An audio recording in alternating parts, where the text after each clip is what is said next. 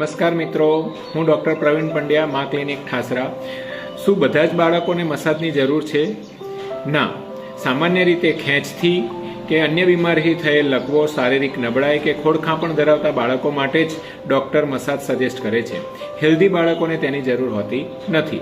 જો ડૉક્ટરની સલાહથી મસાજ કરતા હો તો આ બાબતો ખાસ ધ્યાન રાખો. ફિઝિયોથેરાપિસ્ટ અથવા મસાજ એક્સપર્ટની સલાહથી જ તેમના શીખવાડ્યા મુજબ જ મસાજ કરો.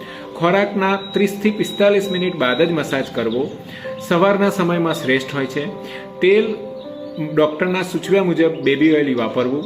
સમયગાળો 10થી 15 મિનિટ માટે હળવા હાથે સાવચેતી રાખીને માલિશ કરવી. માથું કે અન્ય ભાગ વધારે પડતા પ્રેશર આપવું નહીં. બાળક અસ્વસ્થ લાગે કે બીમાર હોય કે એને તાવ આવ્યો હોય કે વેક્સિન મુકાવી હોય તેવા સંજોગોમાં તેને મસાજ કરવો નહીં. જો તમને આ માહિતી ગમી હોય તો સેવ કરો, શેર કરો અને વધુ હેલ્થ અપડેટ્સ માટે મા ક્લિનિક ઠાસરાને ફોલો કરો. તમારો ઓપિનિયન કોમેન્ટમાં જણાવશો. Thank you.